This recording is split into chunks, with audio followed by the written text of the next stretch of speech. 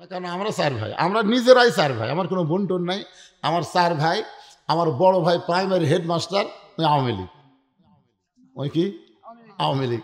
আমার ছোট 2 ভাই 2 কলেজের পড়বে স্যার, এরা 2জন বিএনপি। আর আমি তো কি বুঝতেছেন, তো একই মায়ের পেটের 4 ভাই, আমরা কি এক দলের?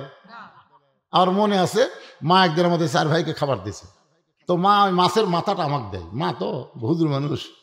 তো আমার যখন মাথা দিছে তখন আর ভাই আমার ডান পাশে থেকে বলতেছে, হুজুর খা, হুজুর খা, যে হারে পুলিশ ঘুরতেছে, খা হুজুর। মানে আওয়ামী লীগ করে তো, মানে আমাকে কয় তুই এত অ্যাঙ্গেলে ওয়াজ মারিস তো। তো তখন আমি আস্তে করে ওই মাছের মাথা আমার ভাইকে দিলাম। তো ভাই বলতেছে, মা তোকে দিতে তুই আমার দিলি কেন? ভাই যে হারে আজরাইল ঘুরতেছে ভাই। আর ভাই চুপ করছে, কে রে চুপ করলি কেন? পুলিশ ধরার ভয় দেখাস আর আজরাইল ধরার চিন্তা করিস না। এখন তো আমার ভাই কিছুদিন আগে, যেদিন হাসিনা চলে গেল, তার 2 দিন পরে আমার ভাই এসার মাদ্রাসার মসজিদের মধ্যে ঢুকছে। আমি কইলাম কে রে, আওয়ামী লীগ মসজিদের মধ্যে ঢুকলো। তা আমি আস্তে আস্তে বের হয়ে নিচে এসে বললাম, সালাম দিয়ে বললাম, ভাই খবর কি? তৌবা করবাচ্ছি ভাই। তাই কি তৌবা করবো? তৌবা বুঝিস না, ফিরে আসবো রে। যেই দলের মেম্বার থেকে শুরু করে একটা পাতি চাতি খেতা ফেতা একটাও নাই, সব কয়টা পলাছে। আমি পলাইনি, কারণ আমার ভাই 2 ভাই বিএমপি করে, আর 1 ভাই তুই আল্লাহর দল করিস, এই জন্য আমি সাহস করে তোর কাছে আসছি, তৌবা করো ভাই। এখন খালি খালি তৌবা হবি না, আর মাদ্রাসায় এতিমগুলোকে একসঙ্গে খিলার লাগবে, কি করছি কথা। এখন তৌবা করে আমি মনে করছিলাম ভাই হয়তো আমার দলতে আসবে, কিন্তু আলো না, এই আমার ভাই বিএমপিতে গেল। যাক, তাও গেছে শহীদ জিয়ার দলের মধ্যে। এখন 3 জন হচ্ছে, আমি একটাই রাজাকারের মধ্যে আছি। আল্লাহ তাআলা আমাদের সবাইকে কবুল করুক, মিলেমিশে থাকবো, বিএনপি জামাত মিলে আমরা কোরআনের বাংলাদেশ গড়বো। জোরে করে কথা ঠিক কি না? আর আওয়ামী লীগ ভাই, আপনারাও তওবা করে চলে আসেন। কি থাকে, কি করবেন ভাই? ফিরে আসার রাস্তা আছে না নাই? জোরে কান ফিরা মানে তওবা, ফিরে আসেন। কিসের খামাখারে? আমাদের যাওয়াই যখন লাগবে, আর মানুষের তৈরি আইন, মানুষের তৈরি বিধান আমরা মানব না। আল্লাহর কোরআন অনুযায়ী বাংলাদেশ গড়ে কোরআনের বিজয় আমরা দেখতে চাই।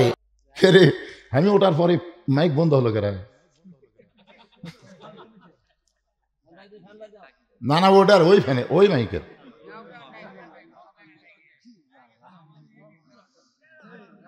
আর শব্দ আছে ওই দিকে?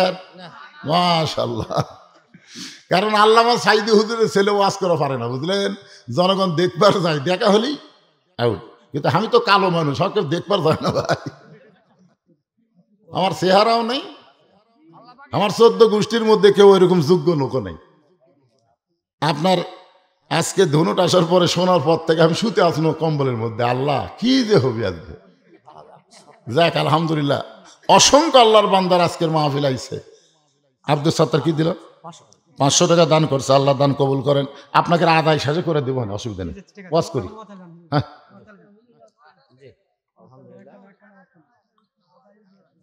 মানে আমার জীবনের একটা প্রথম রেকর্ড হলো যে ওয়াজ না করে আদায়, এটাই প্রথম রেকর্ড। মানে ভিতরে সন্দেহ ঢুকছে, শীতের দিন না জানি কি হয়। আলহামদুলিল্লাহ,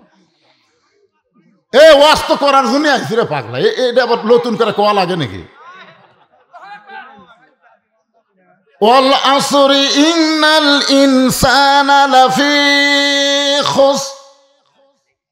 আল্লাহ তাআলা সময়ের শপথ করতেছেন। আসর মানে সময়, ধরে গেন আসর মানে কি?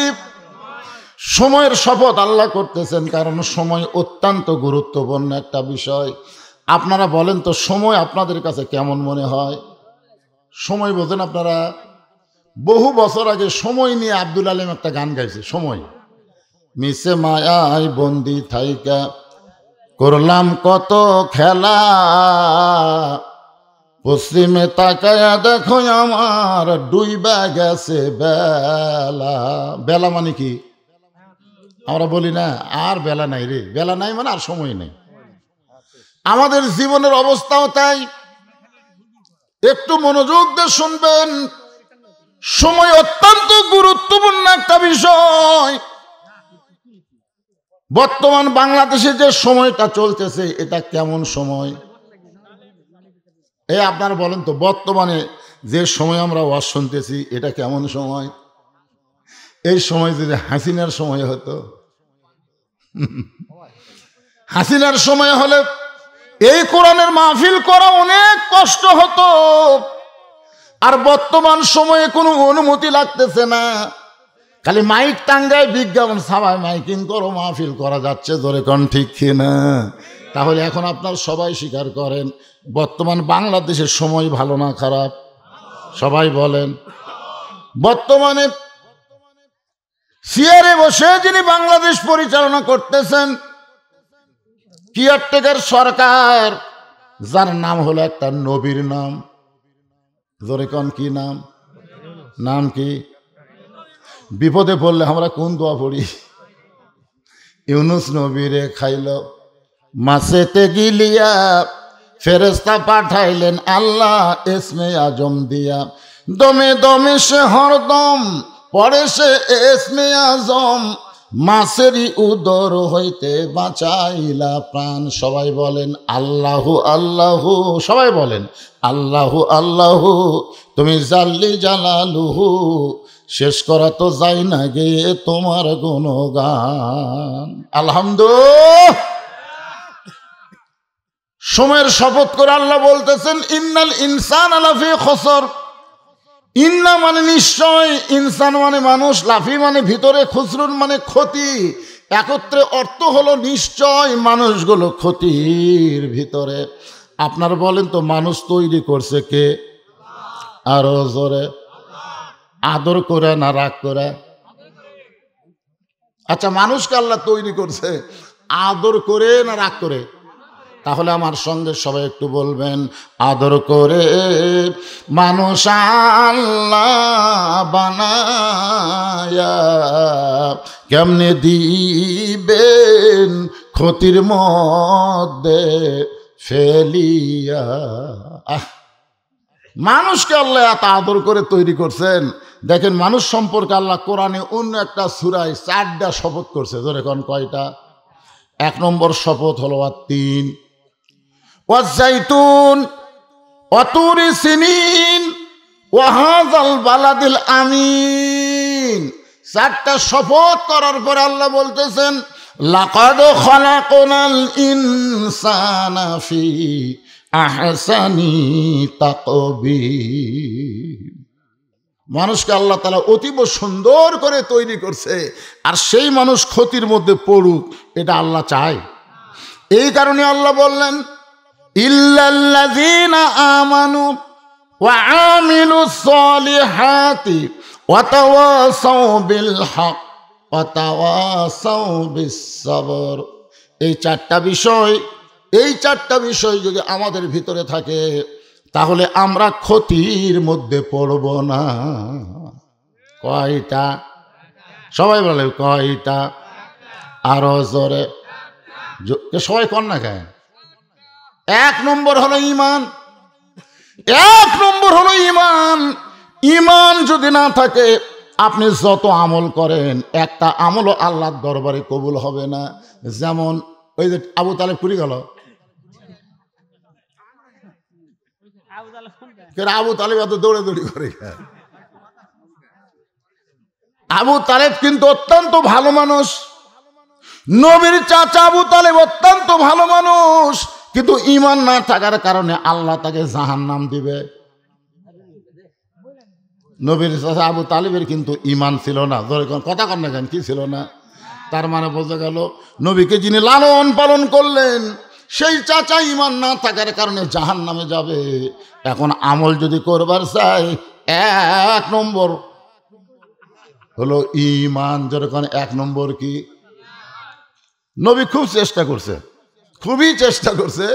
এখানে নবীর চাচা আবু তালেব যখন মৃত্যুর বিছানায়, তখন আল্লাহর নবী গিয়ে বললেন চাচা শুধু একটা বার খালি লা ইলাহা ইল্লাল্লাহ বলবেন, আমি আপনাকে হাত ধরে জান্নাতে নিয়ে যাব। চাচা বললেন বাজান মোরাই যখন যাচ্ছি বাপ দাদার ধর্ম ছাড়বো না।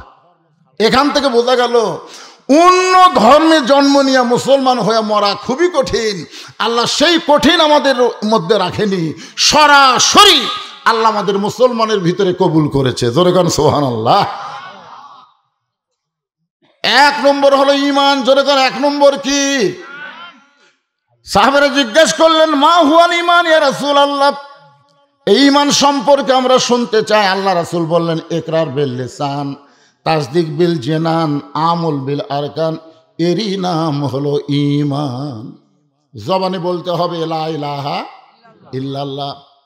শুধু জবানে বললে হবে না, কলিজার মধ্যে জায়গা দেওয়া লাগবে। কলিজার মধ্যে যদি ঈমানের জায়গা হয়ে যায়, ওই মানুষের কাছে জীবনের চাইতে ঈমানের গুরুত্ব বেশি হবে। দরকার হলে জীবন দিব, কিন্তু বাতিলের সঙ্গে আপোষ করব না। যেটা বাংলাদেশে প্রথম প্রমাণ দিল আবু সাইদ। জোরে কোন কথা ঠিক কিনা?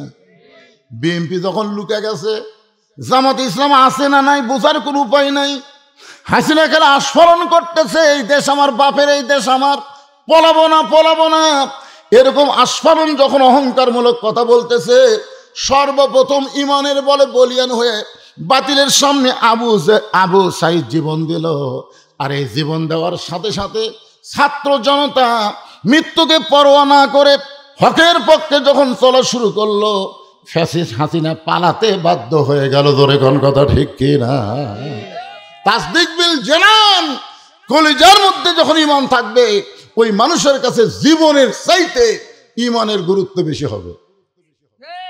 একজন মানুষের নাম বলি, তার নাম হলো মীর কাসেম আলী। নাম কি? ফাঁসির কন্ডেম ছেলে আছে। উকিল গিয়ে বলতেছে, স্যার আজকে রাত 12টায় আপনার ফাঁসি হবে। কয়টায়? রাত 12টায় আপনার ফাঁসি হবে। মীর কাসেম আলী মুচকি মুচকি হাসতেছে। উকিল বলে, মুচকি মুচকি হাসেন কেন? তো মীর কাসেম আলী বললেন, এখন কয়টা বাজে? বলে, এখন রাত 9:30 বাজে। বলছে, আলহামদুলিল্লাহ, এখন 2.5 ঘন্টা। তো উকিল, একটা কাম করো, আমি 2 ঘন্টা ঘুম পাড়ি। 2.5 ঘন্টা বসে থাকা লাভ কি? 2 ঘন্টা ঘুম পাড়ি, যখন 8 ঘন্টা সময় থাকবে তখন আমার ঘুমোর থেকে ডাক দিও। এখন মা, কোনো মেয়ে যদি মাক বলে, মা রাত্রে যখন আমার পায়খানা লাগবে তখন তুমি আমাকে ডাক দিও, তখন মা কি বলতেছে, তোর পায়খানা লাগলে আমাকে ডাক দেওয়া লাগবে, তুই আমাকে ডাক দিস। জোরে কার কথা ঠিক কিনা? মীর কাসেম আলী বলতেছে যে রাত 12টা ফাঁসি হওয়ার 8 ঘন্টা আগে আমাকে ঘুম থেকে ডাক দিও। তো উকিল মনে করতেছে পাগল হয়ে গেছে। উকিল মনটা খারাপ করে যখন ঘর থেকে বের হয়ে যায়,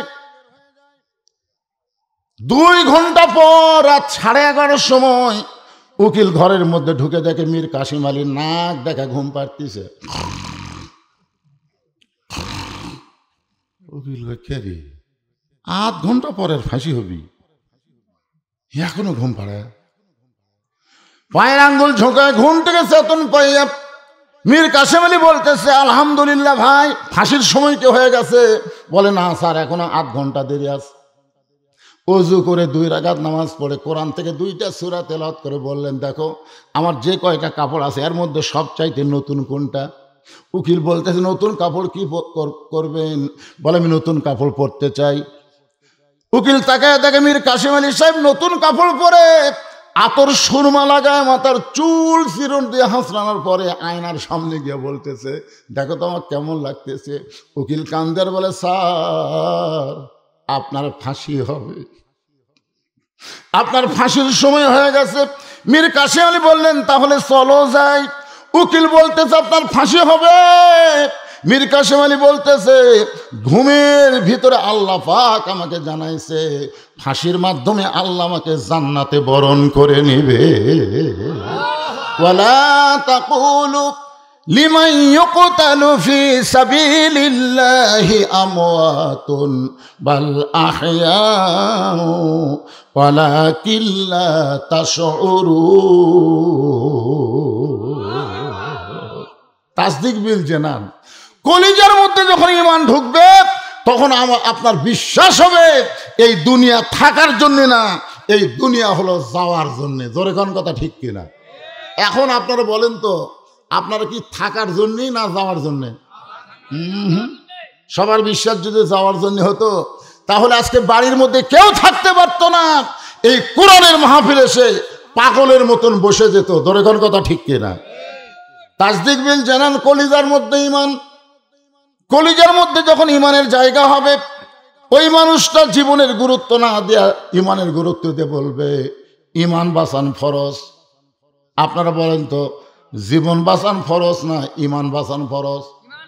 সবাই বলেন কি বাঁচান ফরজ? আপনি যতই চেষ্টা করেন আপনি আপনার জীবন বাঁচাবার পারবেন না। যত চেষ্টা করেন, যত দামি দামি ডাক্তার নিয়ে আপনি চিকিৎসা করেন, আপনি আপনার জীবন বাঁচাবার পারবেন না। তবে একটু চেষ্টা করলে আপনি আপনার ইমান বাঁচাবার পারবেন। এখন আপনারা বলেন তো আমরা যেটা বাঁচাবার পারবো না সেটার পিছনে সময় দিব, না যেটা বাঁচাবার পারবো তার পিছনে সময় দিব? যেটা বাঁচান যাবে তার নাম কি? জোরে কান, তার নাম কি? আর যেটা বাঁচানো যাবে না তার নাম কি? জীবন। তাহলে জীবন আমরা বাঁচাবার পারবো না, তার পিছনে আমরা সময় নষ্ট করতেছি। আর যে ইমানটা আমরা বাঁচাইতে পারবো সেই ইমানের পিছনে আমরা সময় দেই না। বাগান একটু খেয়াল করবেন, তাসদিক বিল জেনানের পরে বলা হচ্ছে আমল বিল আরকান। ইমান অনুযায়ী আমল করা লাগবে। ইমান অনুযায়ী যদি আমল করতে চান, সূরা আসরের 2 নম্বর বিষয় হলো আমিলুস সলিহা, নেক আমল করা লাগবে। আপনারা বলেন তো ইমানকে রক্ষা করতে গেলে যত আমল আল্লাহ দিয়েছে তার মধ্যে সর্বশ্রেষ্ঠ আমলের নাম কি?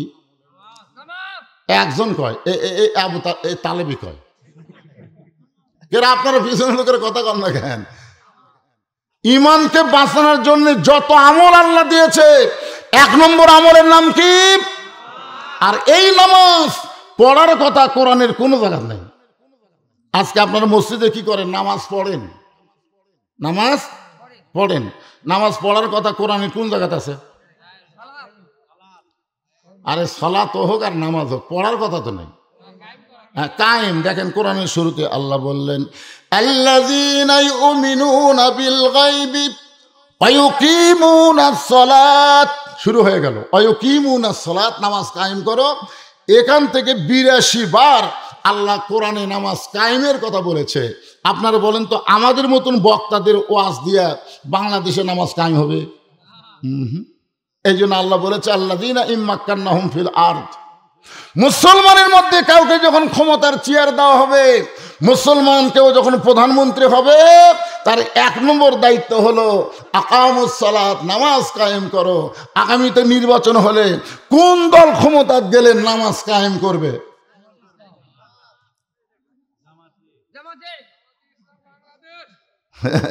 আপনারা বুঝতে পারতেছেন না? আগামী নির্বাচনে কোন একটা দল তো ক্ষমতা যাবে, তো কোন দল ক্ষমতা যায় নামাজের আইন পাশ করবে, নামাজ কায়েমের বিল উত্থাপন করবে, এরকম দল যেটা সামনে আসবে সেই দলকে আমাদের পছন্দ করা লাগবে। আল্লাহ কোরআনে বলেছে আইয়ুহাল্লাযীনা আমানুত্তাকুল্লাহা ওয়া কুনু মা'আস সাদিকিন। রে ঈমানদারেরা, আল্লাহর ভয় যদি কলিজার মধ্যে রাখতে চাও তাহলে ওয়া কুনু মা'আস সাদিকিন, সত্যবাদীদের দল করো, সত্যবাদীদের সাথী হও। এ কথা কি আমার না আল্লাহর? তাহলে 1 নম্বর হলো নামাজ। 1 নম্বর নামাজ। এই নামাজ এই রজব চাঁদে আল্লাহ তাআলা নবীকে দিয়েছেন লাইলাতুল মেরাজে 5 ওয়াক্ত। জোরে বলেন কয় ওয়াক্ত? এই 5 ওয়াক্ত নামাজ যদি কেউ না পড়ে তার সম্পর্কে বলা হয়েছে লা সালাতা লা ঈমানা। যার নামাজ নাই তার কোনো ঈমান নাই, মানে নামাজ না থাকলে 1 নম্বরই নাই। বাইনাল আবদি ওয়াল কুফরি তরকুস সালাত। বান্দার কাফেরের মধ্যে পৃথক করার জিনিসটার নামই হলো নামাজ। মান তারাকা সালাতু মুতাম্মিদান ফাকাত কাফারা। ইচ্ছা করে 1 ওয়াক্ত নামাজ বাদ দিল, সে আল্লাহর সঙ্গে কুফরি করলো। আপনার বলেন তো এই যে হাদিসগুলো আমি বললাম, এই হাদিসগুলো কি 5 ওয়াক্ত নামাজের জন্য না জুমার জন্যে? আজকে আমাদের বাংলাদেশে ছেলেরা নামাজ পড়ে কোন নামাজ? জুমার নামাজ। আমাকে কয় হুজুর হুজুর মসজিদের উন্নয়ন কল্পে মাহফিল করতেছি, মসজিদ দোতলা করা লাগবে। তো দোতলা কেন করবেন? বলে হুজুর এত মুসল্লি হয়, জায়গা হয় না হুজুর। আমি কইলাম ফজরের খবর কি? তো ফজরে 1 কাতারে হয় না। জোহরের খবর কি? কয় কাজ কামের দিন সব আলুর বাড়ি দিয়েছে। আসরের খবর কি? হাট বাজার। মাগরিবের খবর কি? হাট বাজার করে আসে দরদাম করতেছে, লাভ হলো না লস হলো, জিনিসপত্রের দাম এত বাড়লো কেন, এই চিন্তা করতে মাগরিব শেষ। এসার খবর কি? ফজরও দেয়, এসাও দেয়। তো মসজিদের মধ্যে কয় কাতার আছে? কয় 9 কাতার। তো 9 কাতারের একটাতেই হয় না, তাহলে আমার দোতলা করবে কেন? তখন সাইড থেকে একজন বলতেছে, ওই যে জুমার দিন সবার শেষে এসে আগে যায়, ওই শালাকের জন্য দোতলা করা লাগতেছে। আপনারা বলেন তো, জুমার দিনে সবার শেষে এসে আগে যায়, এরা মুসল্লি? এরা হলো ফাওয়াইলুল মুসাল্লিন। এরা আসলে নামাজি না, এরা আল্লাহর সঙ্গে ঠাট্টা করে। এক যুবক আমাকে বলতেছে, হুজুর জুমার নামাজ পড়লে কি আল্লাহ আমাকে কিছুই দিবে না? আমি বললাম, দিবে। যারা 5 ওয়াক্ত বাদ দেয়, শুধু জুমার নামাজ পড়ছে, আল্লাহ হাসরের ময়দানে তাদেরকে বলবে, শুধু জুম্মার নামাজ পড়েছ, 5 ওয়াক্ত পড়নি, আমি আল্লাহ তাদেরকে জান্নাত দিয়ে দিলাম, যাও। এই কথা শোনা জুম্মা পাড়ি যা খুশি হবি, বুঝলেন? এক দৌড়ে জান্নাতের কাছে যাবে, যা দেখবে জান্নাতের দরজার বিশাল একটা তালা। তাই আল্লাহ আপনি আমাকে জান্নাত দিলেন, জান্নাতের দরজার যে তালা আছে, আল্লাহকে খুঁজে দেখ, চাবি তোদের কাছে আছে। ওরা তখন খুঁজে দেখবে একটা চাবি আছে, তালার মধ্যে ঢোকে ঠিকই, কিন্তু ঘোরে না। তালার মধ্যে চাবি ঢোকে কিন্তু ঘোরে না। জুম্মা পাড়ি বলবে, আল্লাহ তালার মধ্যে চাবি ঢুকলো কিন্তু ঘুরলো না। আল্লাহ বলে, তালার মধ্যে 5টা দাগ আছে, চাবির মধ্যেও 5টা দাগ থাকা লাগবে। এখন দাগে দাগে মিল না হলে তো তালা খুলবে না। তখন বলবে, আল্লাহ 5টা দাগ কিসের দাগ? বলে 5 ওয়াক্ত নামাজের দাগ। আমার তো 5 ওয়াক্ত নামাজ নাই, খালি তেল তেলা চাবি আছে। আল্লাহ কয়, জান্নাত দেখে ফেরত আই। যারা জুম্মার নামাজ পড়েন তারা কোনোদিন জান্নাতে ঢুকতে পারবেন না, জান্নাত দেখে ফেরত আসা লাগবে। পুরুষ মানুষের জন্য 1 নম্বর হলো নামাজ। যুবকেরা শোনো, তোমরা যদি 5 ওয়াক্ত নামাজ পড়ো, তোমাদের কাছে যতই মোবাইল থাক কোনো টেনশন নাই, কোনো টেনশন নাই। কারণ তুমি যখন নামাজ পড়বা, তখন নামাজই বলে দিয়েছে, ইন্নাস সালাতা তানহা আনিল ফাহশাই ওয়াল মুনকার। একমাত্র নামাজই পারে মানুষকে যাবতীয় খারাপি থেকে বাঁচায় দিতে। এখন জানলা দরজা বন্ধ, শীতকাল, কম্বলের মধ্যে ঢুকে তুমি আজহারির ওয়াজ শুনতেছে, আজহারির ওয়াজ শুনতেছে, বদরুদের ওয়াজ শুনতেছে। এক সময় মিন শারিল ওয়াসওয়াসিল খান্নাস, ভিতরে খান্নাস বলতেছে, কেউ যখন চেতন নাই, সবাই যখন ঘুমে গেছে, এই সুযোগে ঘুম আসার আগে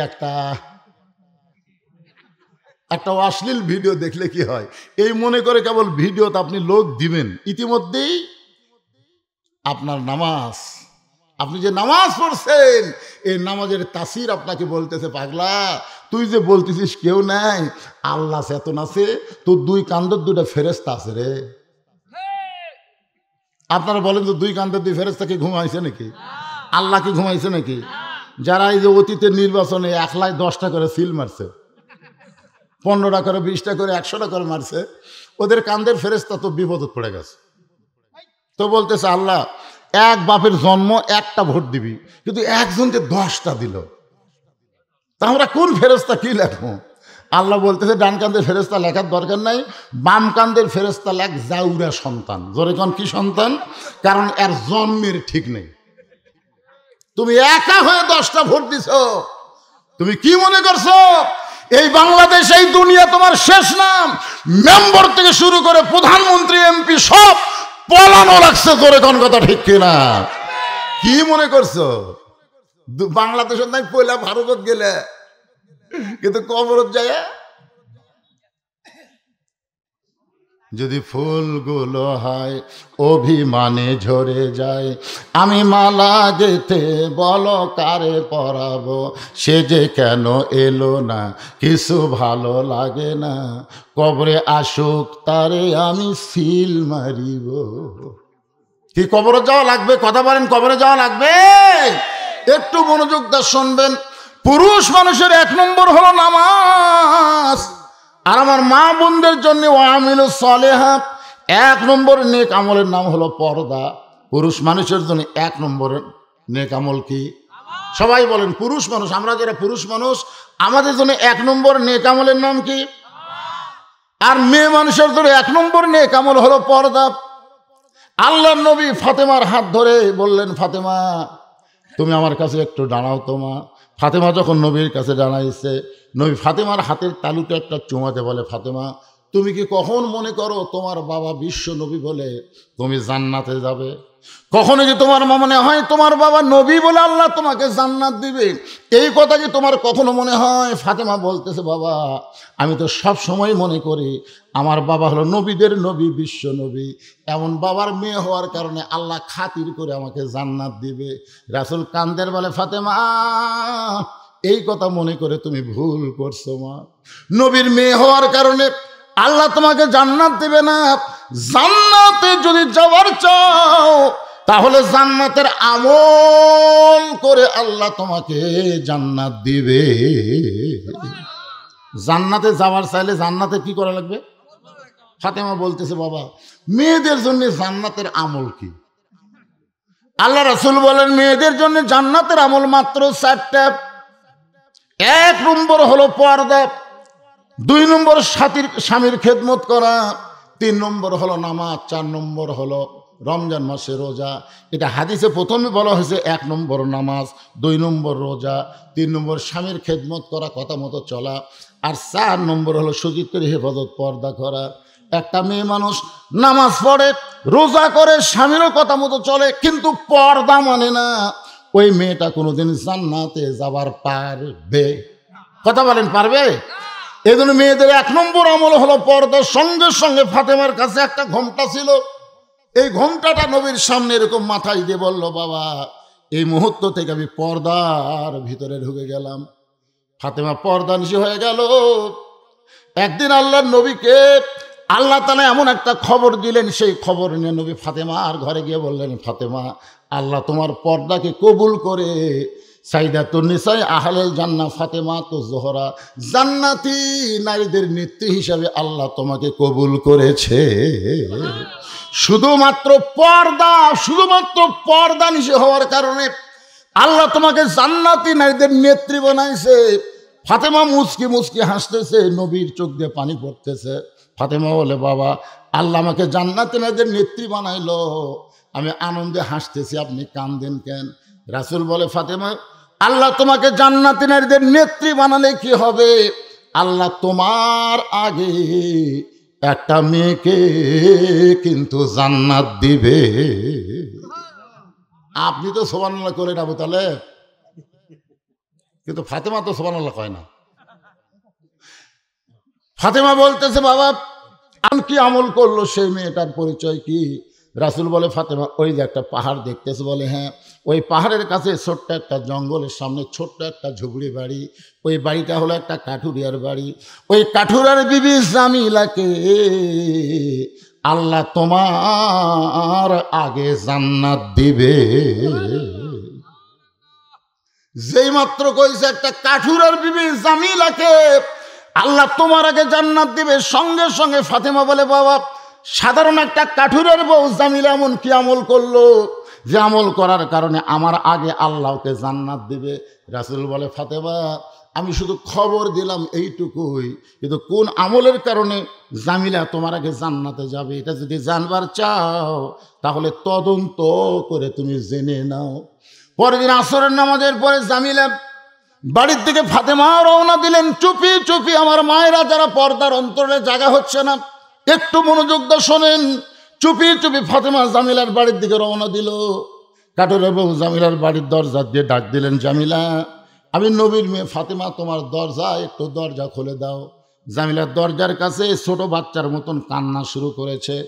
ফাতেমা বলতেছে, জামিলা আমি তোমার দরজার কাছে দরজা খুলতে বলি তুমি কান্দো? বলে, আমার সারা জীবনের সাধনা নবীর মেয়ে ফাতেমাকে একটা নজর আমি দেখতে চাই। ফাতেমা বললেন, তাহলে দরজা খুললেই দেখা হবে, দরজা না খুলে কান্দো কেন? জামিলা বলতেছে, দরজাই তো আমি খুলতে পারতেছি না, কারণ আমার স্বামী কাঠুরিয়া কাঠ নিয়ে গেছে বাজারে, এখন স্বামী তো বাড়িতে নাই, আর স্বামীর হুকুম ছাড়া নবীর মেয়ে ফাতেমার জন্য দরজা খুলতেও আমি বড় ভয় পাই। যেই কইছে ফাতেমা চমকে উঠছে, ওরে বাবা রে, একটা মেয়ে মানুষের জন্য দরজা খুলবি, তা তো বলে স্বামীর হুকুম লাগবি, আর সেই মেয়ে যদি নবীর মেয়ে হয়। ফাতেমার আকর্ষণ আর বেড়ে গেছে যে স্বামীর হুকুম ছাড়া যে মেয়েটা ফাতেমার জন্য দরজা খোলে না, এর বাড়ির মধ্যে ঢোকাই লাগবে। এমন কি আমল করলো যে আমল করার কারণে আমার আগে আল্লাহ জান্নাত দিবে?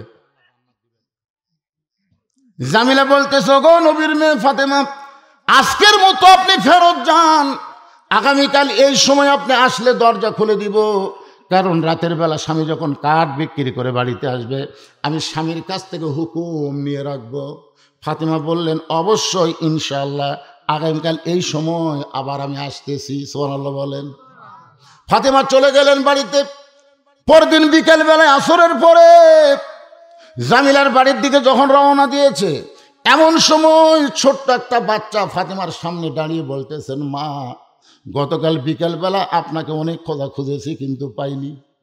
আজকেও চোরের মতন কোথায় যাচ্ছেন? ও মা, গতকাল কোথায় গেছিলেন, আজকে কোথায় যাবেন? আমি হোসাইন একটু আপনার সঙ্গে যাবার চাই। ফাতেমা চিন্তায় পড়ে গেল। হাসান হলে বুঝান যাইতো, কিন্তু ছোট্ট হোসাইনকে আমি কেমনে বুঝাই? এখন কি করবে? জেদি হওয়ার কারণে ওই জামিলার বাড়ির দরজা পর্যন্ত নিয়ে গেছে। হোসেন বলতেছে, মা, দুনিয়ার সমস্ত লোক আমার মায়ের কাছে আসবে, কিন্তু আমার মা, এটা কার বাড়ি? একটা ভাঙ্গা বাড়ির দরজায় আমার মা কেন আইছে? মা, এই বাড়িতে এমন কি আছে যেই বাড়িতে তুমি গতকাল আইছিলা, আজকেও তুমি আইছো? ফাতেমা কোনো কথা না বলে দরজায় গিয়ে বলে, জামিলা, আজকে কি তুমি দরজা খুলবা না? জামিলা বলতেছে, 1 ঘন্টা হলে দাঁড়িয়ে আছি, আপনি আসা মাত্রই দরজা খুলে দিব। ফাতেমা বলতেছে, তাহলে দরজা খুলে দাও। জামিলা বলতেছে, কে যেন আপনাকে মা মা বলে চিৎকার করলো? ওই বাচ্চাকে নিয়ে যদি ঢুকতে চান তাহলে আজকের মতো আপনি ফেরত যান। কারণ আমার স্বামী শুধু আপনার ব্যাপারে দরজা খোলার হুকুম দিছে, আপনি যে একটা বাচ্চা নিয়ে আসবেন এইটা তো আমার স্বামীর কাছে বলি নাই। সঙ্গে সঙ্গে হোসাইন দৌড়ে এসে বলতেছে, মা, এই মেয়েটা অত্যন্ত খারাপ মেয়ে, এই মেয়েটা অত্যন্ত খারাপ মেয়ে। আমার মতন হোসাইন সঙ্গে থাকার কারণে যে মেয়েটা আমার মায়ের জন্য দরজা খোলে না, এই মেয়েটা কোনোদিন ভালো মেয়ে হবার পারে না। সঙ্গে সঙ্গে ফাতেমা হোসাইনকে বুকের মধ্যে নিয়ে কপালে একটা চুমা দে, বলে, বাবা, তুমি বলতেছো এই মেয়েটা খারাপ মেয়ে, আর তোমার নানা বলেছে এই মেয়েটা তোমার মায়ের আগে জান্নাতে যাবে। হোসেন বলতেছে, কি মা, আমার নানা বলছে? তাহলে তুমি খামাখা এই নকল জায়গা ঘুরতেছে কেন? চলো তোমাকে আসল জায়গায় নিয়ে যাব। এই বলে হোসাইন ফাতেমার হাত ধরে টানা শুরু করেছে, বলে, তোমাকে আসল জায়গায় নিয়ে যাব। এখন আপনাদের কাছে আমার প্রশ্ন হলো, 1968 সালে আব্দুল আলিম দিনাজপুর একটা গান গাইছিল। 1968 সালে, অর্থাৎ স্বাধীনতার আগে আব্দুল আলিম একটা গান গাইছিল, মনে বড় আশা ছিল আমি যাব মদিনায়। তখন দিনাজপুরের অনেক আলেমরা আব্দুল আলিমের গানের প্রোটেস্ট করে বলছিল, আব্দুল আলিম ভাই, আপনি মূর্খ মানুষ, এই জন্য গানটা সাজাবার পারেন নাই। আব্দুল আলিম বলে, তাহলে গানটা কেমনে সাজার লাগবে? আলেমরা বলতেছে, আপনি বলেন, মনে বড় আশা ছিল যাব মক্কা মদিনায়। আপনি মক্কারে বাদ দিয়ে শুধু মদিনায় যাবার চান? আব্দুল আলিম বললেন, ও আলেমেরা, তোমরা কি আল্লাহর কোরআনে পড়ো নাই? কুল, হে রাসূল, আপনি বলেন, ইন কুনতুম তুহিব্বুনাল্লাহ ফাত্তাবিউনি। কেউ যদি আল্লাহর মহব্বত পাওয়ার চায়, আল্লাহর ইবাদত করতে চায়, নবীকে ইত্তেবা না করে করার কোনো উপায় নাই। আর নবীর সুন্নত যদি কলিজার মধ্যে, নবীর মহব্বত যদি কলিজার মধ্যে সুন্নত আদর্শ যদি আমল করে, তাহলে শুধু মক্কা নয়, স্বয়ং মক্কার মালিক আল্লাহ পর্যন্ত তার রাজি হয়ে যায়। মনে বড়, সবাই বলেন, মনে বড় আশা ছিল আমি যাব মদিনায়। হোসাইন মায়ের হাত ধরে টেনে টেনে নিয়ে গেছে আল্লাহর নবীর কাছে। আল্লাহর নবীর কাছে যেই নিয়ে গেছে, ফাতেমা বলতেছে, বাবা, আমার কোনো দোষ নেই, আমার কোনো দোষ নেই। আমি প্রথম দিন গেছি ওই কাঠুরের বইয়ের দরজা, স্বামী না থাকার কারণে আমার জন্য দরজা খোলেনি। আজকে আবার আমি গেছিলাম, এই হোসেন সঙ্গে থাকার কারণে দরজা খোলে নাই। দরকার হলে আরো 10 বার যাব। কোন আমলের কারণে জামিল আমার আগে জান্নাতে যাবে, এটা আমাকে জানাই লাগবে।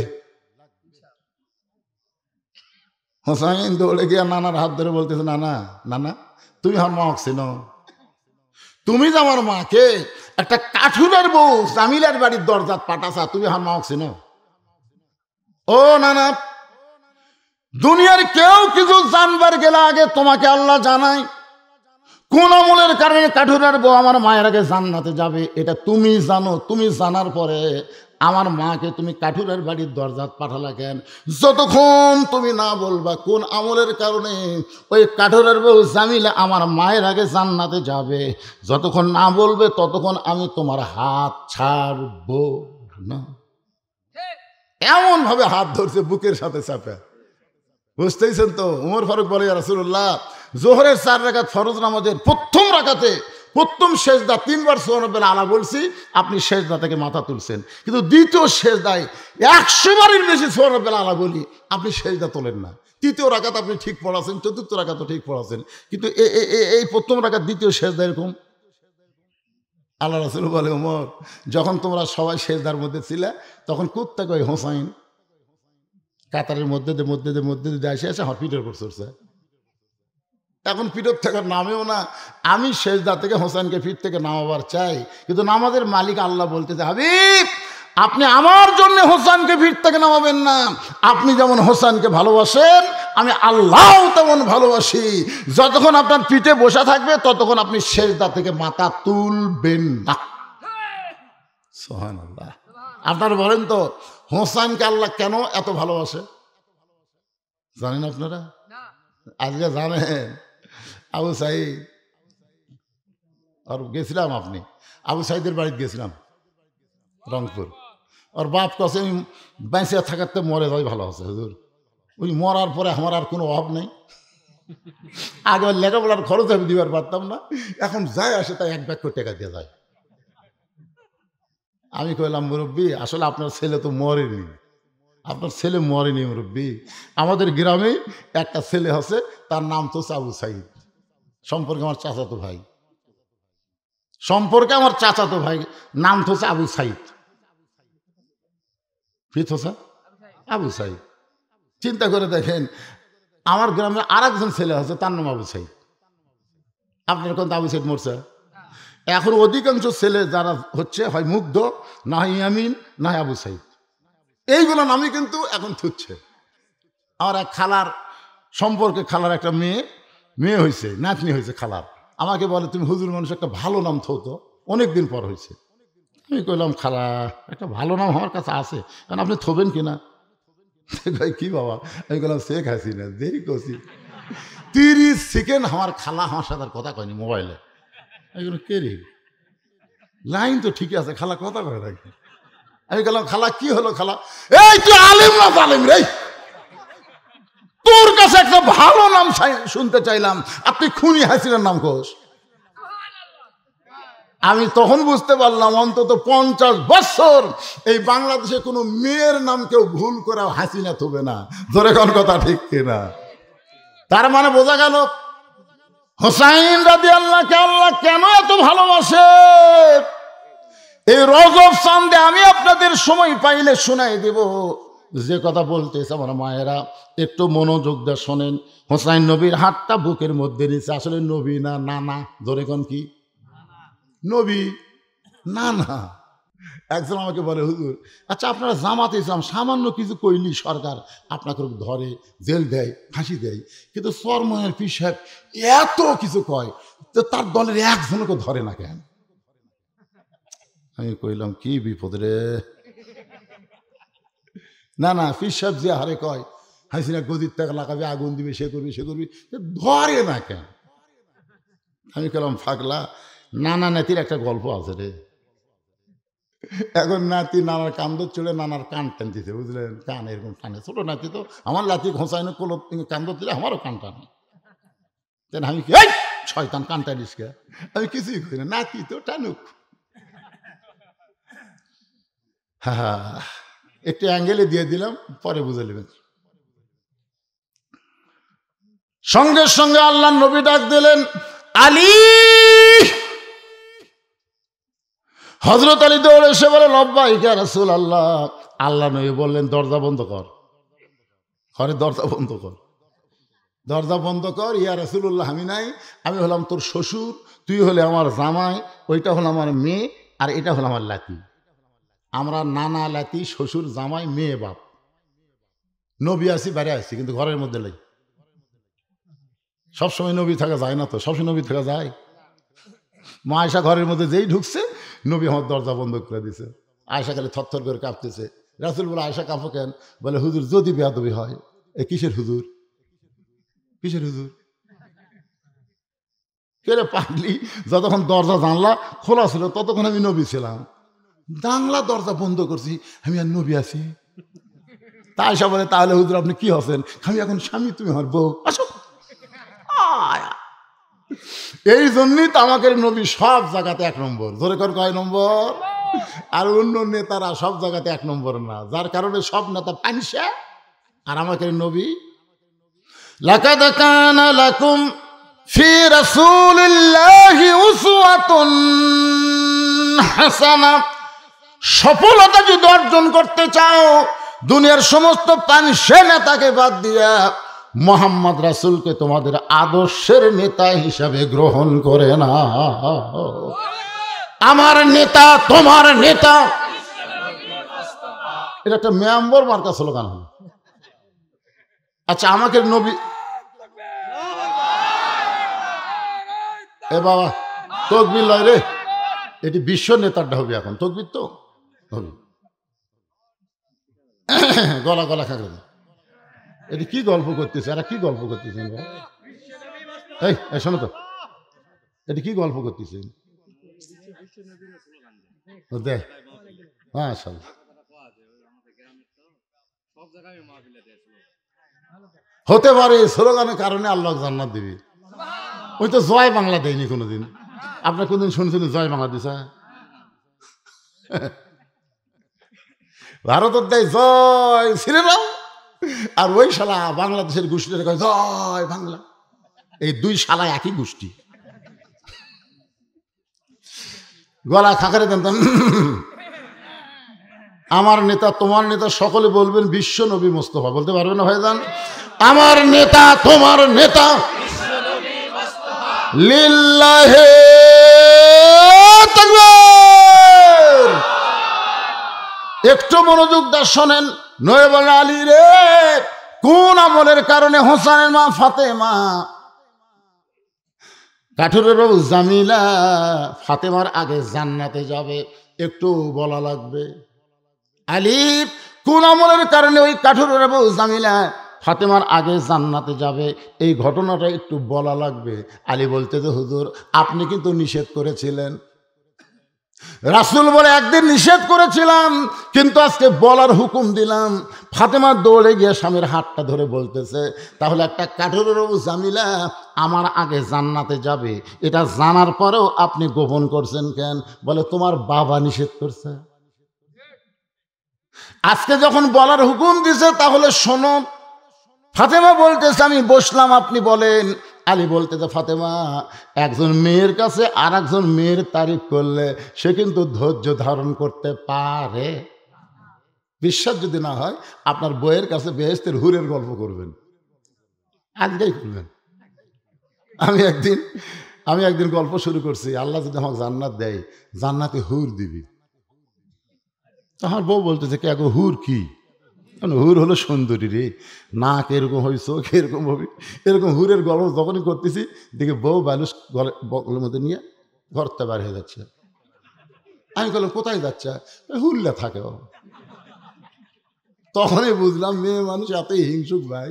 খালেদার কাছে হাসিনার কথা কয়ে লাভ নেই, হাসিনার কাছে খালেদার কথা কয়ে লাভ নেই, এরা লাগবি।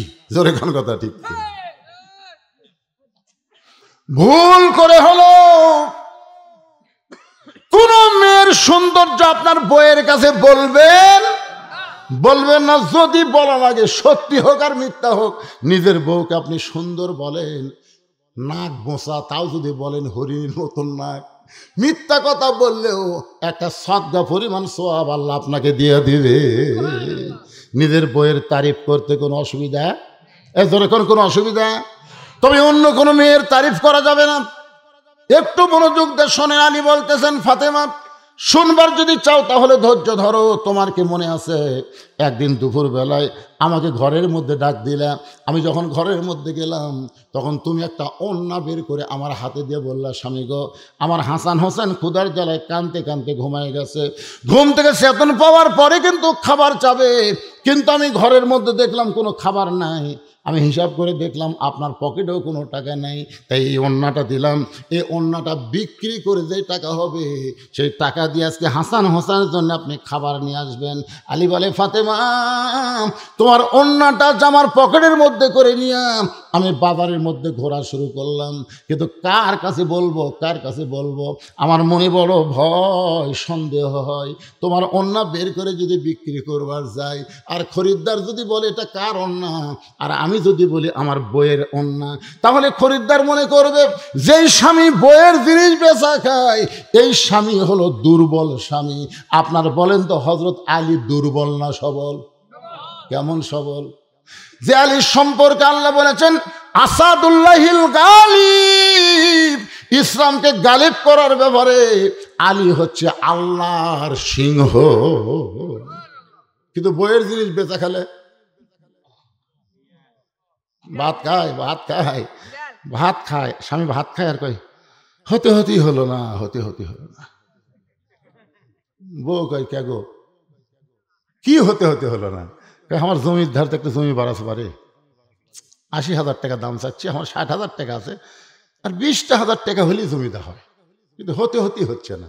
বউ বলতেছে ইন্নাল্লাহ আমার সাবিরিন, ধৈর্য ধরেন, এবার না হয় সামনে বছর, তোর বাপের জায়গা আমার জন্য ১ বছর থুবি। বউ কয় আমার উপর রাগ করেন কে? রাগ করার কারণ হলো তোর গলার যে মালাটা আছে ওই মালাটা দিলেই তো হয়। তো ওই মালা তোমার বাপ কিনে, এই তোর বাপ কিনে দিছে, মালার ধাপ আছে, একটা মালার সাইজ করে সোনা হতে পারে রে, কিন্তু মালার সাইজ নেই, এটা ওল্ড মডেল। মুসলমানের বাচ্চা ভাত খাতে খাতে ওয়াদা করতেছি খালি মালাটা আমার খুলে দে, আগামী বছর আজকের এই দিনে তো 2 ভরি সোনার ডিজিটাল মালা দেবো রে, মুসলমানের বাচ্চা রে। এমন তাল মারিছে, বউ খুলে দিছে।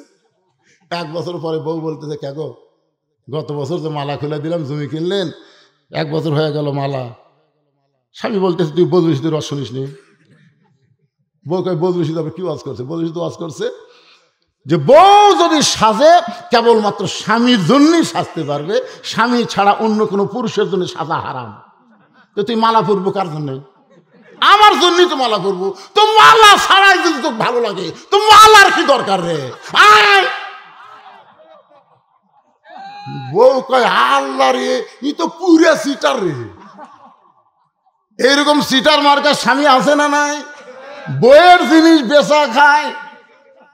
আলী বলতেছেন ফাতেমা তোমার অন্যটা আমার পকেটের মধ্যে নিয়ে গোটা বাজার ঘুরতেছি, গোটা বাজার ঘুরতেছি, কিন্তু পকেট থেকে বের করে বিক্রি করার সাহস পাচ্ছি না। এমন সময় এক খরিদ্দার আমার সামনে এসে সালাম দেবেন, আলী ভাই আপনি মনে হয় কিছু বিক্রি করবেন, আপনি মনে হয় কিছু বিক্রি করবেন। আলী বলে ফাতেমা তোমার ওড়না আছে আমার জামার পকেটের ভিতরে, আর খরিদ্দার বলতেছে আপনি মনে হয় কিছু বিক্রি করবেন। এমন সময় তাকায় দেখি খরিদ্দার একটা ব্যাগ আমার সামনে মেলে ধরলো, আমি ওড়নাটা বের করে ব্যাগের মধ্যে ঢুকে দিলাম। খরিদ্দার একটা বারও তোমার ওড়নার দিকে তাকাইলো না, ওই ব্যাগটার মুখ ধরে আমাকে 6টা দিরহাম দিয়ে খরিদ্দার যখন চলে গেল, আমি 6টা দিরহাম নিয়ে দোকানে গিয়ে বললাম ভাই আমার হাসান হোসেন ক্ষুধার জ্বালায় ঘুমায় আছে, ঘুম থেকে চেতন পাইলি খাবার চাবে, তাড়াতাড়ি এই 6 দিরহামের যে খাবার হয় সেই খাবারটা আমাকে টোপলা করে দাও। দোকানদার খাবার টোপলা করে আমার হাতে যখন দিবে, ফাতেমা টোপলা হয়ে গেছে, টোপলাটা যখন আমার হাতে দিবে এমন সময় একটা ফকির আমার সামনে এসে বলতেছে আলী ভাই আজকে 3 দিন হলে আমার বাড়িতে কোনো খাবার নাই, যদি পারেন তাহলে আল্লাহর রাস্তায় আমাকে একটু দান করেন।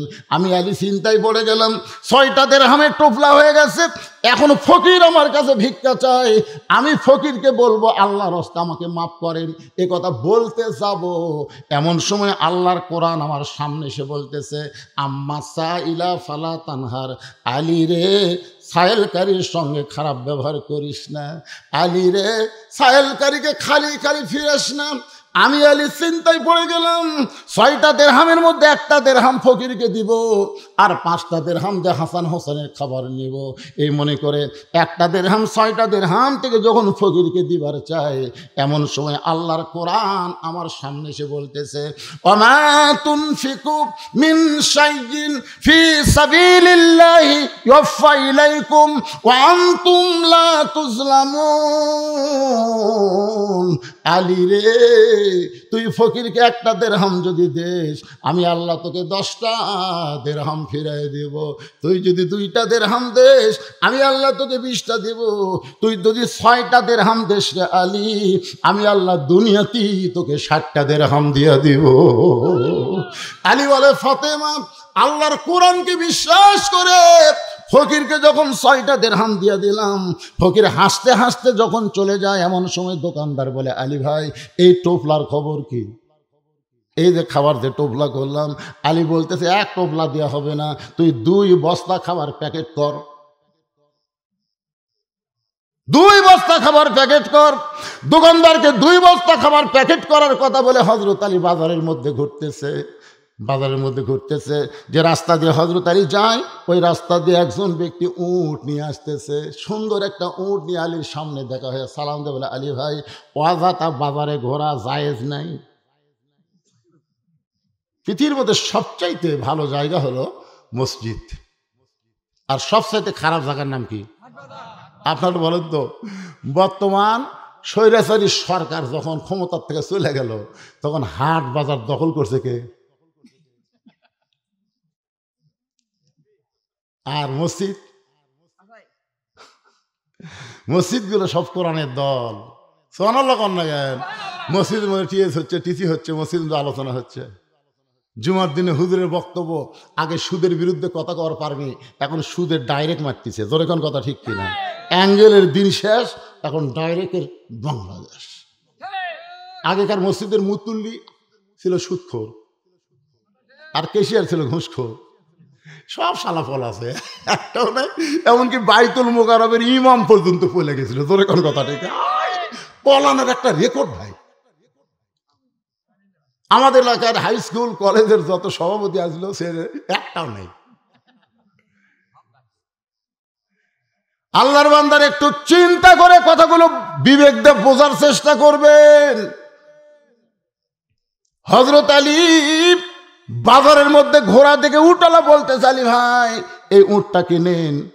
আলী বলতেছে, 1টা পয়সাও আমার পকেটে নাই, তাহলে তোমার উটটা কিনবো কি দিয়ে? উটওয়ালা বলতেছে, 100 দিরহাম বাকিতে কিনেন, বিক্রি করে টাকা দিবেন, এটাও কি পারবেন না? আলী বলে, ফাতেমা, এমন সুযোগ জীবন আমি কোনোদিন পাই নাই, আজকেই প্রথম পাইলাম।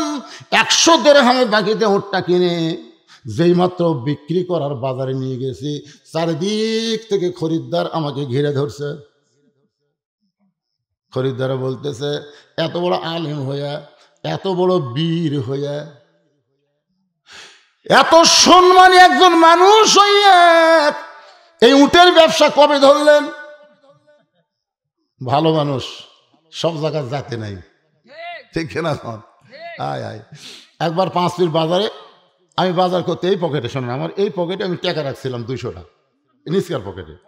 তা আলু বাগুন সব কেনার পরে যখন পকেট থেকে টাকা দিবার যাব, দেখি টাকা নেই। তো দোকানদার বলতেছে, কি হুজুর? আমি বললাম, বারে টাকা নেই। বারে ভাই, কোন পকেটে রাখছিলেন? এই পকেটে। আপনি ওয়াজ মানুষ শোনে। আমি বললাম, এখানে ওয়াজ শোনার কি হলো? হুজুর, কোন পকেটে টাকা রাখা লাগবে এইটাই জানে না, তাই কি ওয়াজ করে?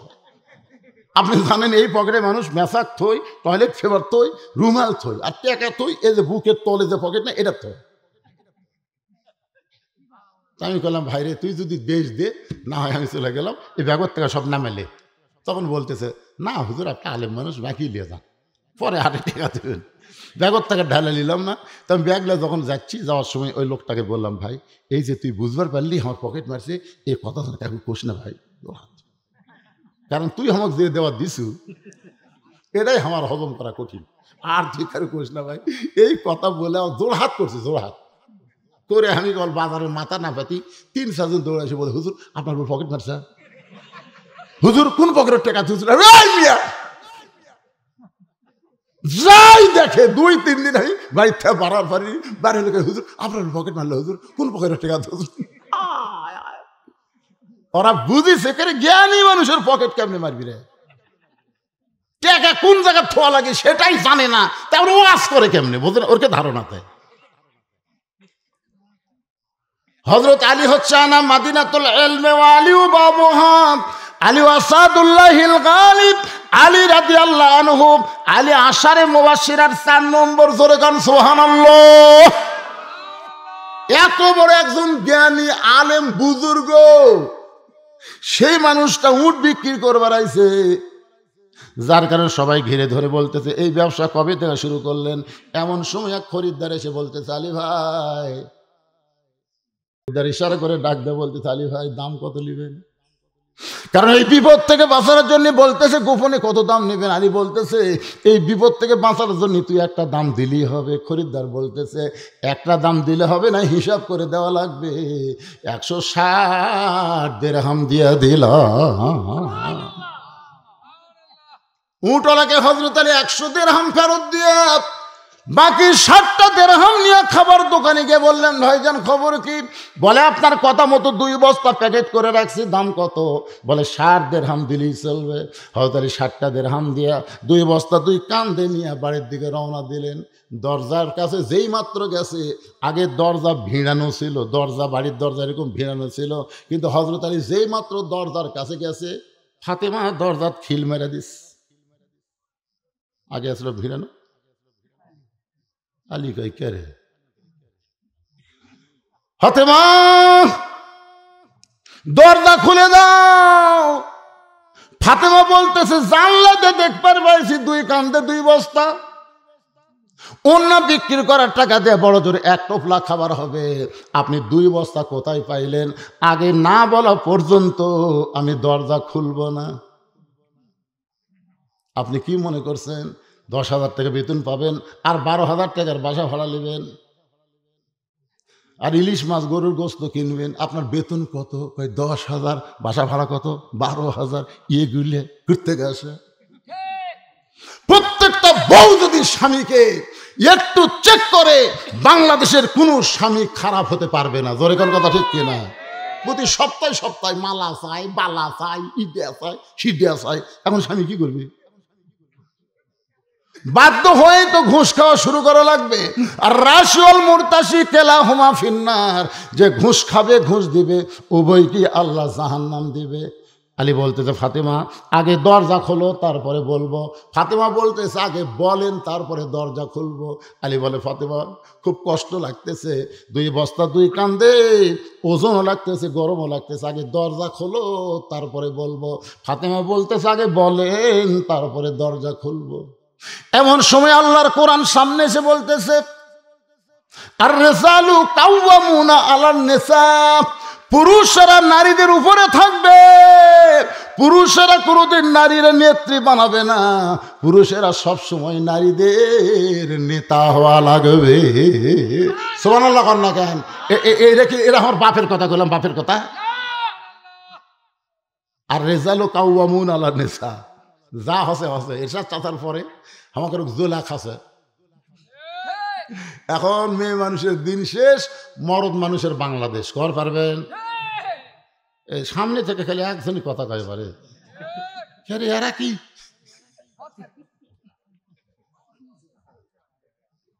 একটা ভালো স্লোগান দেন ভাইজান, আর রেজালু কাওয়ামুনা আলান নিসা। এটা কি আমার কথা না আল্লাহর কথা? তা আল্লাহর কথার সাথে আপনারা একমত না দ্বিমত? এইবারে সবাইকে বলা লাগবে, যে বলবো মেয়েদের দিন শেষ, আপনার বলবেন মরদের বাংলাদেশ। মেয়ে মানুষের দিন শেষ, পুরুষ মানুষের বাংলাদেশ, নারীদের দিন শেষ। এরশাদ চাচা শোনেন, এরশাদ চাচা স্বৈরাচার হলেও ভালো আসবে পারে। আমার এলাকার কোনো মসজিদের কারেন্টের বিল এরশাদ চাচার 9 বছর দেওয়া লাগেনি। কথা কন না কেন? আপনার এলাকার যে কারেন্ট দেওয়া লাগছে, মরদ মানুষ হলো বরকতা ছিল, বুঝলো না? মরদ যে মরদ একটা আলাদা জিনিস না। হযরত আলী কোরআন বলতে চাইলি রে তুই পুরুষ মানুষ, তুই ফাতেমার কাছে নত হোস না। সুবহানাল্লাহ। ফাতেমা দরজা খোলেনি, রাগ করে হযরত আলী 2 বস্তা কান্দে করে আল্লাহর নবীর দরবারে, নবী তখন বসেছিলেন, নবী দাঁড়িয়ে গেলেন, নবী দাঁড়িয়ে গিয়ে দৌড়ে গিয়ে হযরত আলীর কপালে একটা চুমা দিলেন। চুমা দেওয়ার পরে 2টা বস্তা নবী নিজে আলীর কাঁধ থেকে নামায় নিলেন। আলীর চোখ দিয়ে দর দর করে পানি পড়ে। রাসূল বলে, আলী তোমার কপালে চুমু দিলাম, 2 কাঁধ থেকে 2টা বস্তা নামাই নিলাম, এরপরেও তোমার চোখের মধ্যে পানি। আলী বলতেছে, বাবা কত ভালো, আর তার মেয়ে এমন কেন হলো? বাবা কত ভালো, আশা মাত্রই বস্তা নামালিয়া কপালের চুমা খেলো, আর মেয়ে দরজায় খুললো না। আল্লাহ নবী বলে, আলী আমার ফাতেমা যদি দরজা খুলতো তুমি কি আমার কাছে আসতে? আলী বলতে যে হুজুর ফাতেমা দরজা খুললে আপনার কাছে কেন আসবো? নবী বলে, আলী রে এই জন্যই তো ফাতেমা দরজা খোলে নাই, কারণ দরজা খুললে আমার কাছে আসতে না, বন্ধ রাখছে বলে আমার কাছে। বলে, হুজুর আপনার কাছে আসে আমার কি লাভ? বলে, 1 নম্বর লাভ হলো তুমি কি বলতে পারবে আলী ফাতেমার ওন্না কে কিনেছে? আলী তুমি কি বলতে পারবে কোন ফকির তোমার কাছে ভিক্ষা নিছে? আলী তুমি কি বলতে পারবে কে তোমার কাছে উট বিক্রি করলো? তুমি কি জানো আলী কোন খরিদ্দার তোমার কাছ থেকে উট কিনে নিল? আলী বলতে, হুজুর আমি কিছুই জানি না, হুজুর আমি কিছুই জানি না। রাসূল বলেন, আমি জানি, এই জন্য আমার মেয়ে দরজা না খুলে আমার কাছে পাঠায় দিছে। এই 4টা বিষয় তোমাকে জানতে হবে। লিল্লাহে তাকবীর। আলী বললেন, ইয়া রাসূলুল্লাহ আমি বসে গেলাম, আমি আপনার সামনে বসে গেলাম, আপনি এখন আমাকে বলেন কোন খরিদ্দার ওন্না কিনলো, কোন ফকির ভিক্ষা নিল, কে উট বিক্রি করলো, আর কে খরিদ্দার হয়ে উটটা কিনলো, আপনি বলেন আমি শুনবো। হযরত আলী নবীর সামনে বসে গেছে, শুনবে। আপনারা কারা কারা দেখি হাত তোলেন তো, দেখে টান টান করে তোলেন তো দিকে। লিল্লাহে তাকবীর। হাত নামান। এই দেখেন এখন টাকা উঠবে না? আপনার তো আগেই ভয় কাছে যে লোক একা উঠবি না, মানে না না, আসলে আমার জীবনে কোনো দেখিনি যে ওয়াজ শুনতে শুনতে লোক যাবি। এরা কি ভয় করলো? আজকে নতুন একটা রেকর্ড ঘটা দিল যে ওয়াজ করার আগে আদায় করে। সবাই হাত তুলছে, না শুনে কেউ যাবি না। এখন যদি কেউ যায়, এই টাটকা মুনাফিক, এখন কথা ঠিক না, এখন হাত তুলছে, না শুনে চলে যাচ্ছে। হ্যাঁ টাটকা মুনাফিকই 22টা আছে, এটাকে টাটকা। দেখি কে ওঠে, যাই যাওয়ার নিয়তে উঠবি ওই হচ্ছে টাটকা। আর আমার টাকা দেওয়ার মসজিদের জন্য যারা আসবি এরা হলো টাটকা মুসলমান। এখন আসেন, আল্লাহর কোন বান্দা মসজিদে টাইলস লাগবে, 10টা টাইলস দেবেন। এটা কি দেওয়ালের টাইলস না মাজার টাইলস? মাজারটার গুলো দাম বেশি পারে,